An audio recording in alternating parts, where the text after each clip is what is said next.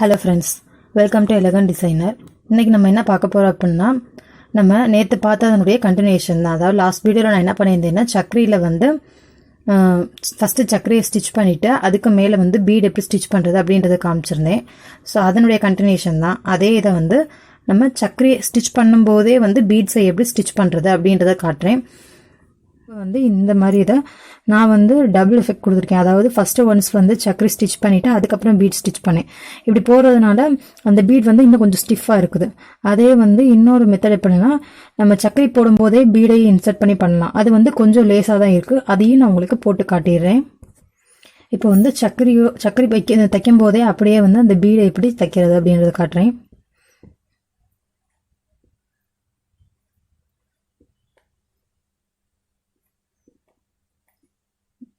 Normal chewing thread தான் எடுத்திருக்கேன்.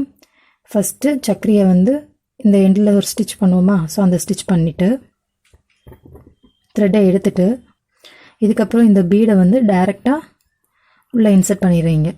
Insert பண்ணிவிட்டு இன்னொரு ஸ்டிச்சை இந்த சைடில் போட்டுடுறோம்.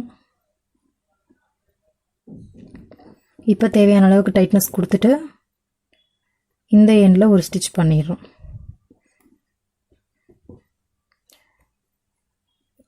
அவ்வளோதான். இந்த இடத்துல இப்போ நான் எண்ணாட் போடுறேன். இப்போ இப்படி கொடுக்கும்போது நம்ம ஒரு சைடில் ஒரே ஒரு ஸ்டிச் தான் பண்ணியிருக்கோம். ஸோ இந்த பீட் வந்து இந்த சைடு வந்து ஈஸியாக ஆடுது. அதே வந்து இந்த இதில் நான் என்ன பண்ணலான்னா, இந்த சைடு ஒரு ஸ்டிச் பண்ணுறோமா சக்கரியில், அதுக்கப்புறமா நம்ம இந்த சைடில் பீட் வைக்கலாம். இந்த சைட்லேருந்து பீட் ஸ்டார்ட் பண்ணலாம். ஸோ நம்ம இன்னொரு ஸ்டிச் பண்ணுறதுனால அந்த இடத்துல வந்து இன்னும் ஸ்டிஃபாக நிற்கிது இந்த பீடும் சரி, சக்கரை இன்னும் ஸ்ட்ராங்காக நிற்கிது. இது வந்து ஈஸியாக மூவ் ஆகுது. ஆனால் இந்த இடத்துல சக்கரை வந்து அவ்வளோ ஈஸியாக மூவ் ஆகுது. ஏன்னா இந்த இடத்துல 2 ஸ்டிச்சஸ் நம்ம போட்டிருக்கோம். ஸோ அதனால் ஸ்டிச் வந்து நல்லா டிக்காக இருக்கிறதுனால இந்த இடத்துல ஸ்டிஃபாக இருக்குது. பட் இந்த இடத்துல வந்து கொஞ்சம் ஷேக் ஆகுது. பார்த்தா தெரியும், நல்லா ஷேக் ஆகும் ஒரே ஒரு ஸ்டிச் மட்டும் போட்டுக்கிறதுனால. ஸோ இது வந்து பார்க்குறதுக்கு நல்லா இருந்துச்சு. ஸோ அதனால் இதை நான் உங்களுக்கு ஷேர் பண்ணியிருக்கேன். இந்த ஃப்ளாரையை வந்து இன்னும் டிஃப்ரெண்ட்டாக எப்படி பண்ணலாம் அப்படின்றதுக்கான ஒரு ஐடியா தான் வந்து இந்த கிளிப்பு. பாருங்கள், நீங்களும் வந்து இந்த மாதிரி டிஃப்ரெண்ட்டாக ட்ரை பண்ணி பாருங்கள். இப்போ இந்த சக்கரையவே வந்து நம்ம வந்து அங்கங்கே ஸ்டிச் பண்ணணும், இப்படி கண்டினியூஸாக வேணாம் அங்கங்கே ஸ்டிச் பண்ணோம் அப்படின்னா, ஃபஸ்ட்டு எப்பயும் போல் சக்கரையை ஸ்டிச் பண்ணிடணும். ஸ்டிச் பண்ணிவிட்டு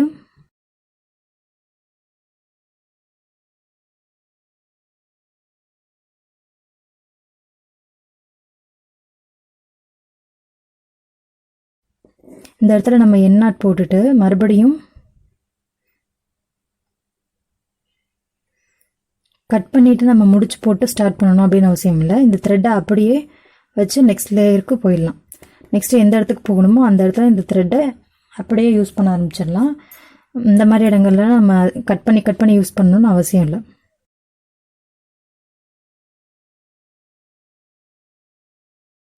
அப்படியே இந்த இடத்துல ஸ்டிச் பண்ண ஆரம்பிச்சிடலாம்.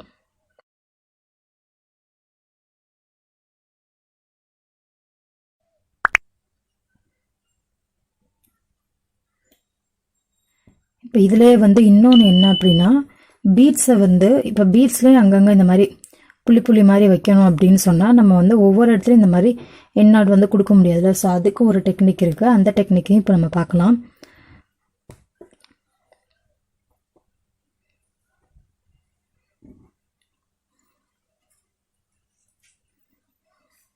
சுகர் பீட் எடுத்திருக்கேன். த்ரெட் தான் யூஸ் பண்ணிகிட்ருக்கேன்.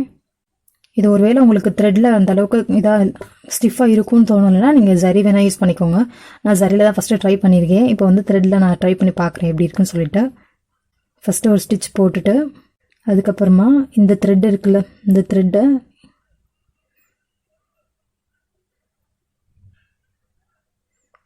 அப்படியே அந்த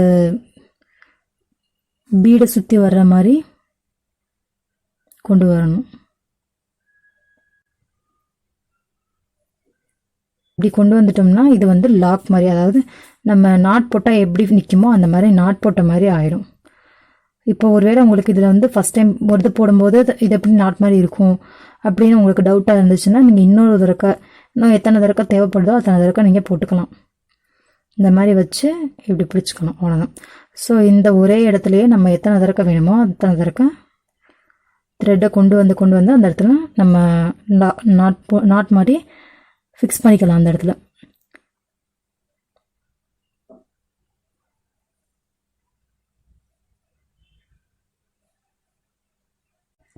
ஓகேயா? இது வந்து அங்கங்கே யூஸ் பண்ணுவாங்களா, அதே மாதிரி சில இடத்துல வந்து ரொம்ப க்ளோஸான ஏரியாவில் வந்து நம்மளால் ஸ்டிச் போட்டு எண்டிங் நாட் போட முடியல அப்படின்ற பட்சத்தில் இந்த மாதிரி நம்ம லாக் பண்ணிக்கலாம் அதை. ஸோ எத்தனை தடவை வேணுமோ அத்தனை தடவை நீங்கள் போட்டுக்கலாம். ஸோ இதுக்கு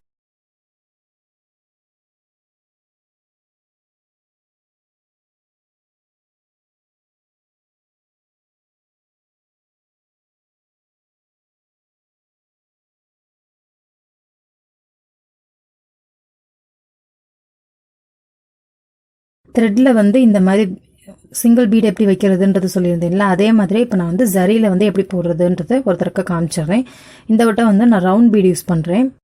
A1 மம்தா தான் யூஸ் பண்ணுறேன். நீடில் வந்து துலிப் நம்பர் 23 யூஸ் பண்ணுறேன். இங்கே எனக்குள்ளே வந்து த்ரெட்டை நான் எடுக்கிறேன், ஜரி தான் எடுக்கிறேன். எடுத்துட்டு இந்த பீட் தான் எடுத்திருக்கேன், ரவுண்ட் பீடு.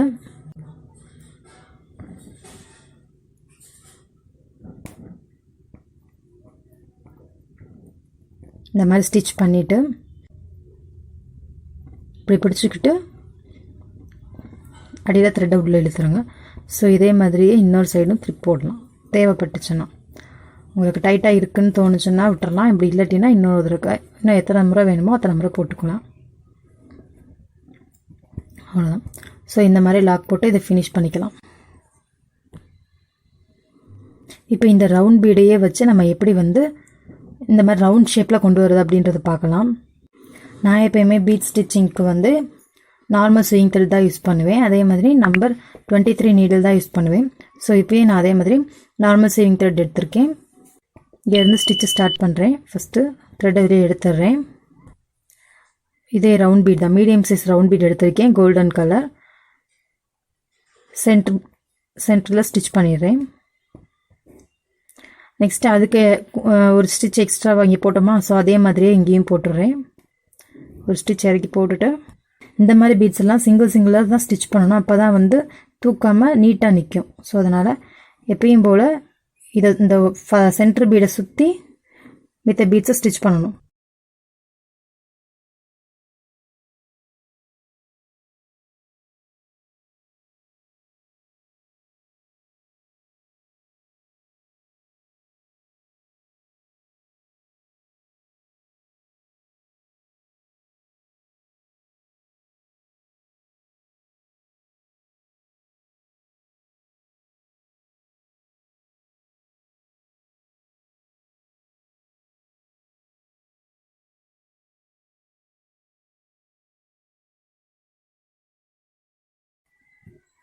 இப்போ இந்த இடத்துல முடிச்சுட்டு இங்கே எனக்குள்ள எண்ணாட் போட்டு முடிச்சிடலாம்.